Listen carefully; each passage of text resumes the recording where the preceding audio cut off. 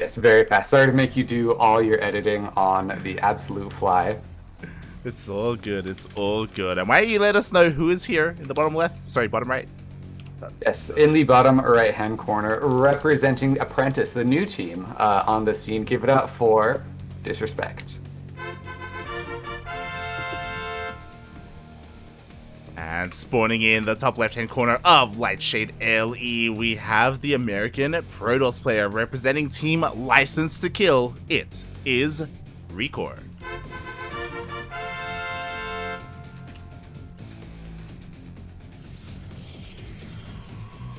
And this looks to be a much more normal game so far, as it is a TvP, so like no super fast expansions just yet, but things are starting to develop in a much more normal way, which is going to be a different change of pace from the very fast games that we saw in our previous series. Yeah.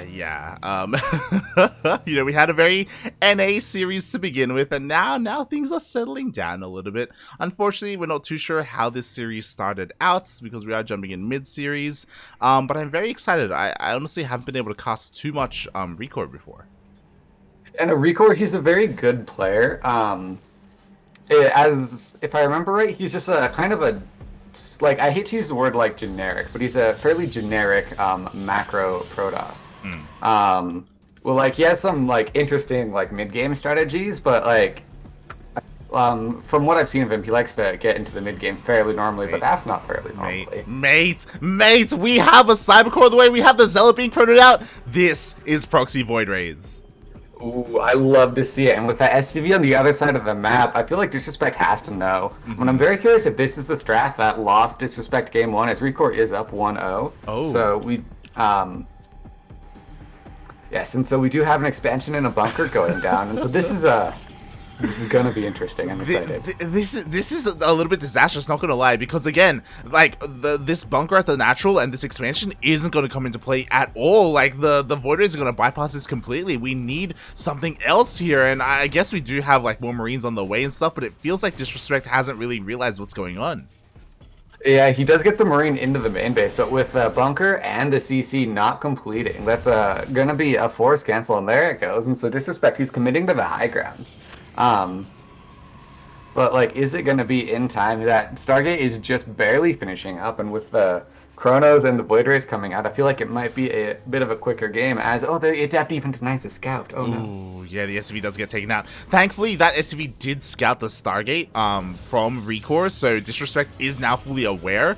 We'll see if this is the best response. There are like 3 different ways to respond to this, and oh my god, he's going for a second Rax. Oh my god. Oh, the 2 racks is very interesting. This isn't something I've seen against Proxy Stargate in a long time. I'm not sure how good it is, but like, if DisReSpeCT's going for it, I'm sure he has a reason. And yeah, let's hope it's a good reason. Because I agree, like typically we see like magfield accelerators with cyclones, or like a rush into Vikings, or an NG bay with missile turrets.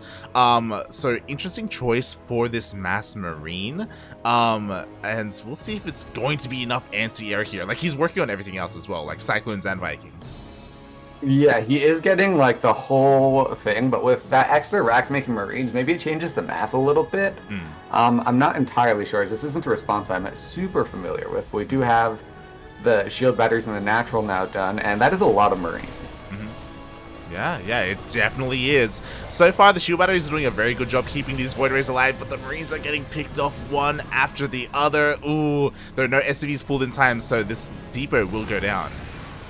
But with a Viking, a Cyclone, and the group of Marines, I feel like this is a decent like buffer force, if nothing else, to try and keep his more expensive units alive. But with a supply block coming along with that depot going down, I'm a bit worried for DisReSpeCT, as he isn't quite able to make out of his starport. He's supply blocked. Yeah, he's still making his depot. I mean, thankfully he just lost a Cyclone, I guess, so he can make a Viking. That's probably not the best idea. The best reason to be unsupply blocked, as the Void Rays still stand strong. Yeah, but he is slowly whittling away this shield battery energy, so he is like slowly gaining a foothold here, but he has to not lose more Cyclones like that. But the Marines are gonna try. It looks like they're dying, and GG gets called. RockEr. Well played to him. Wow, GG. RockEr with the proxy Void Rays takes the series 2-0, right? Yeah, 2-0 for RockEr there. I'm very curious what happened and what went down in game number 1, but regardless, that was a fun, quick game.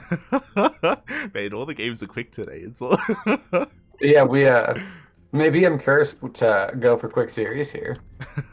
Oh god. But congratulations, RockEr. Again, like a questionable response by DisReSpeCT. Like, it did feel like even though he SCV scouted, and even though he saw the Zealot coming out of the gateway across the map, it didn't necessarily click in his mind what was necessarily happening, so it took him a while to respond.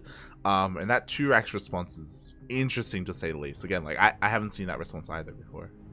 Yeah, it's definitely a decision, and if it's like I'm sure it does work out sometimes because I've seen it work out in the past, but like I don't know enough about the strategy to be able to say like is it the best response right now. Mm-hmm.